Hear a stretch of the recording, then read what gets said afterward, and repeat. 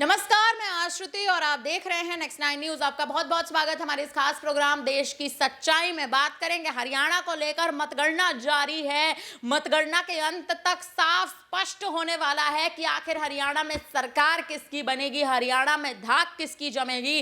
कांग्रेस पर लगातार एक औपचारिक मोहर इस वक्त लगती नजर आ रही है। देखा जाए तो कांग्रेस के खाते में वोट पर वोट पड़ रहे हैं, लेकिन बहुमत भारतीय जनता पार्टी पा चुकी है। अब यह अहम मुद्दा बन गया है कि जो 8 सीटें अन्य के खाते में गई हैं, ये 8 सीटें क्या कांग्रेस अपने खाते में लाने में सफल हो पाएगी? क्योंकि याद करें लोकसभा चुनाव का समीकरण, तो भारतीय जनता पार्टी 240 सीटों पर सिमट चुकी थी। आंकड़ा बहुमत का पार नहीं हुआ था, तो नीतीश कुमार और चंद्रबाबू नायडू से संपर्क बनाया गया था और एनडीए में नायडू और नीतीश की भूमिका अब तक जो है वो भारी पड़ती नजर आ रही है भारतीय जनता पार्टी पर। लेकिन सवाल यह है कि अब यहां कांग्रेस फंसती नजर आ रही है। हालांकि कहा यही जा रहा है, माना अभी भी यही जा रहा है कि अंत के जो रुझान होंगे या फिर अंत में जो कहीं ना कहीं आप देखें एक औपचारिक वोटिंग पोलिंग के तहत जिस हिसाब से हरियाणा में अब लगातार वोट खुलते नजर आ रहे हैं, कांग्रेस यहां पर बहुमत साबित कर सकती है। अगर कयासों पर भी देखा जाए कांग्रेस यहां पर हरियाणा में सरकार बना लेती है, तो सीएम चेहरा कौन है, ये एक बड़ा सवाल है। क्योंकि कुमारी शैलजा के बयान अभी भी सुर्खियों में हैं। कुमारी शैलजा साफ तौर पर यह कहती नजर आ रही हैं कि हरियाणा में अगर कांग्रेस जीतती है तो सीएम रेस में मेरा भी नाम आप सामने रख लीजिए। लेकिन भूपेंद्र हुड्डा है दूसरी तरफ, जो हाल ही में अपनी सीट से अगर आप देखें तो 12,000 वोटों से आगे बढ़ते आगे चलते नजर आ रहे थे और भूपेंद्र हुड्डा बहुमत से कहीं ना कहीं जीतते यहां पर नजर आ रहे हैं। तो क्या कुमारी शैलजा के साथ या फिर उनके बनाम में भी जो स्थिति इस वक्त चल रही है, आखिर सीएम चेहरा हरियाणा कांग्रेस की ओर से कौन बनता नजर आएगा अगर कांग्रेस यहां पर अपना परचम लहरा लेती है? इसी मुद्दे पर बात करेंगे। मनीष हमारे साथ मौजूद है। मनीष, क्या देख रहे हैं? देखिए, हरियाणा में भारतीय जनता पार्टी बहुमत साबित कर चुकी है, लेकिन कांग्रेस अभी भी इस रेस में है। कांग्रेस की जीत कहीं ना कहीं होना और हुड्डा या शैलजा किसी बड़े चेहरे पर दांव चलना, या फिर कोई तीसरा चेहरा अशोक तंवर जैसा कोई तीसरा चेहरा यहां पर कांग्रेस उठाकर ला सकती है। क्या आप परिस्थितियां और स्थितियां देख रहे हैं? जी बिल्कुल, यहाँ पर आश्रुति देखा जाए तो अब शुरू से अगर यहाँ पर देखा जाए तो जब मतगणना शुरू हुई थी तो भारतीय जनता पार्टी पीछे चलती हुई नजर आ रही थी। कांग्रेस जो है वो काफ़ी ज़्यादा आगे चलती हुई नजर आ रही थी, लेकिन बीच में समीकरण ऊपर नीचे होते रहे और एक समय ऐसा भी आया था जब कांग्रेस और भारतीय जनता पार्टी लगभग कुछ ही यहाँ पर आंकड़ों से आगे पीछे थी। तो अब ऐसे में स्थिति तो यहाँ पर फिलहाल अभी साफ नहीं हो पाई है, साफ तो शाम तक ही हो पाएगी। लेकिन देखिए, फिलहाल जो आंकड़े निकल कर आ रहे हैं उसमें कहीं ना कहीं कांग्रेस जो है वो यहाँ पर अपना दबदबा कायम किए हुए है। और ऐसे में आपने जिस तरीके से कहा कि कांग्रेस अगर यहां पर सरकार बना लेती है तो सीएम चेहरा कौन होगा, बड़ा सवाल है। और जाहिर बात है कि यहां पर इस पर भी चर्चा आगे होती हुई रहेंगी, क्योंकि कांग्रेस खेमे से यहां पर कुमारी शैलजा ने भी दांव ठोका है, भूपेंद्र सिंह हुड्डा ने दांव ठोका है, दीपेंद्र हुड्डा ने अपना दांव ठोका है। साथ ही यहां पर देखा जाए तो रणदीप सिंह सुरजेवाला भी सीएम पद की रेस में है। तो कहीं ना कहीं देखा जाए तो आपको ध्यान होगा जब यहां पर लोकसभा चुनाव के बाद जब हरियाणा के अंदर विधानसभा चुनाव की तैयारियां शुरू हुई और तैयारियां शुरू होने के बाद जब उम्मीदवारों के नाम पर चर्चा हो रही थी, तो जहां तक यहां पर आंकड़े निकल कर आए थे तो उसमें कहीं ना कहीं 70 से 72 जो उम्मीदवारों के नाम थे वो भूपेंद्र सिंह हुड्डा की सहमति से यहां पर दिए गए थे।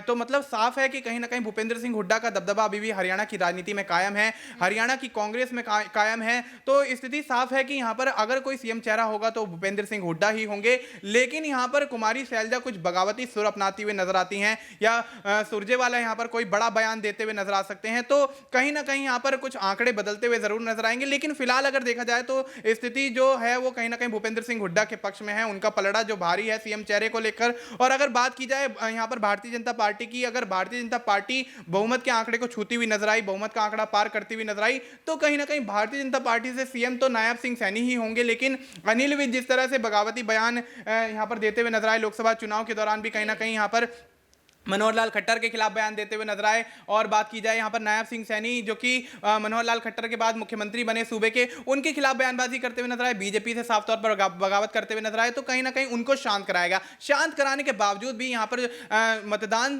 जब हुआ तो कहीं ना कहीं मतदान के आसपास भी यहां पर अनिल विज तमाम बयानबाजी यहां पर करते हुए नजर आए, भारतीय जनता पार्टी के खिलाफ माहौल बनाते हुए नजर आए। आपने देखा कि किस तरह से यहां पर मतों की जब गिनती शुरू हुई उसके बाद भी अनिल विज यहां पर बगावती सुर अपनाते हुए नजर आ रहे। तो स्थिति साफ है कि भारतीय जनता पार्टी के खेमे में भी वही हाल है जो कि कांग्रेस के खेमे में है। कांग्रेस में भी यहाँ पर 4-4 सीएम पद के दावेदार हैं, वहीं भारतीय जनता पार्टी में भी कहीं ना कहीं 2 दावेदार तो फिलहाल रेस में है, लेकिन देखा जाए तो भारतीय जनता पार्टी जो है वो कहीं ना कहीं नायब सिंह सैनी के चेहरे पर ही सीएम पद को लेकर मोहर लगाती हुई नजर आएगी। और अगर इस तरह की चीजें होती हैं तो वाकई यहां पर अनिल विज कोई बड़ा खेल भारतीय जनता पार्टी के साथ हरियाणा की राजनीति में करते हुए नजर आ सकते हैं। आश्रुति, लेकिन मनीष अगर देखें तो दूसरी ओर कुमारी शैलजा ये कहती नजर आ रही हैं कि सीएम पद की दावेदारी अगर कांग्रेस में होती है, यानी कांग्रेस अगर जीतती है तो सीएम चेहरे के लिए मुझे आगे किया जाए। भारतीय जनता पार्टी के आपने जिक्र करा कि नायब सिंह सैनी पर अमित शाह दाव चलते बिल्कुल नजर आए थे, लेकिन यहां कांग्रेस बहुमत साबित करती नजर आ सकती है। अन्य सीटों पर अन्य जो आप देखें अन्य के खाते में जो सीटें गई हैं उनको अपने खाते में लेकर कांग्रेस आगे यहां पे बढ़ती नजर आ सकती है। और वहीं शैलजा हाल ही में ये कहती नजर आई थी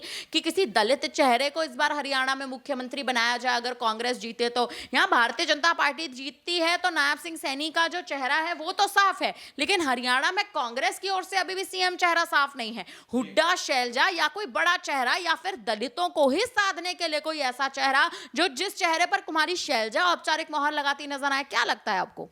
देखिए, कुमारी शैलजा तो फिलहाल चाहती हैं कि वो खुद ही यहाँ पर सूबे की मुख्यमंत्री बने, क्योंकि भूपेंद्र सिंह हुड्डा से यहाँ पर उनका मतभेद जो है वो सीएम चेहरे को लेकर ही लंबे समय से चलता हुआ नजर आ रहा है। आपने देखा कि जब हरियाणा के अंदर कवायद शुरू हुई थी विधानसभा चुनाव को लेकर, तो उस दौरान भी कहीं ना कहीं दोनों आपस में एक दूसरे पर तीखे हमले बोलते हुए नजर आए थे और भारतीय जनता पार्टी इसका फायदा बखूबी उठाती हुई नजर आई थी। कुमारी शैलजा को अपने पाले में लेने के लिए कहीं ना कहीं मनोहर लाल खट्टर और यहाँ पर सीएम नायब सिंह सैनी बड़ा बयान देते हुए नजर आए थे, उनके समर्थन में उतरते हुए नजर आए थे, यहाँ तक कि दलितों के यहाँ पर हितैषी बनते हुए नजर आए थे। तो कहीं ना कहीं देखा जाए तो कुमारी शैलजा अगर यहां पर चाहेंगी कि कोई और मुख्यमंत्री यहां पर बने भूपेंद्र सिंह हुड्डा के अलावा, तो वो खुद का नाम यहां पर आगे करेंगे, क्योंकि वो भी दलित चेहरा है, बड़ी नेता है हरियाणा के अंदर कांग्रेस की।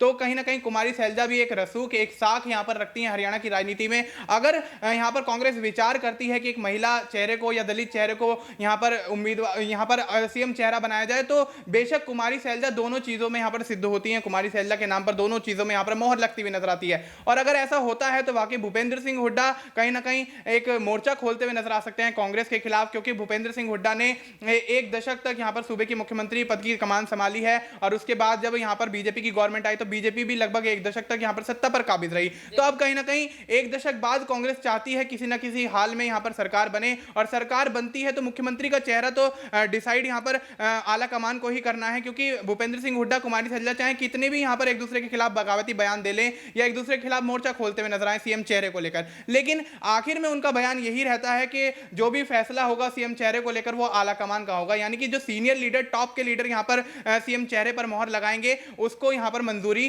कुमारी शैलजा और भूपेंद्र सिंह हुड्डा दोनों ही देते हुए नजर आएंगे। श्रुति, कांग्रेस में अब जो गुटबाजी आज के मतदान और मतगणनाओं से पहले चलती नजर आ रही थी, क्या ये गुटबाजी अब खत्म होती नजर आएगी? क्योंकि भूपेंद्र हुड्डा और कुमारी शैलजा दोनों ही हरियाणा में कांग्रेस की ओर से सीएम रेस को लेकर आगे हैं, लेकिन कांग्रेस आला कमान यानी विपक्षी आला कमान अब आखिर क्या निर्णय लेगा, ये एक अहम मुद्दा बन चुका है। हालांकि औपचारिक और मौजूदा अगर परिस्थितियों की बात कर ली जाए, अगर हरियाणा में कांग्रेस की सरकार बनती है तो शैलजा और भूपेंद्र हुड्डा दोनों ही आगे हैं, लेकिन अब अशोक तंवर के भी नाम पर चर्चाएं तेज हो चुकी हैं, क्योंकि अंध वक्त पर अशोक तंवर का भारतीय जनता पार्टी छोड़कर कांग्रेस में शामिल होना, राहुल गांधी का यूं एक बड़ा निर्णय लेना और अशोक तंवर को कांग्रेस में शामिल कराते ही उनको बड़ी जिम्मेदारियां सौंप देना, आने वाले समय में अशोक तंवर वो बड़ा चेहरा बनेंगे जो यहां पर कांग्रेस का खेल बदलते या बिगाड़ते नजर आएंगे, ये अब एक राजनीति के तहत एक अहम मुद्दा है।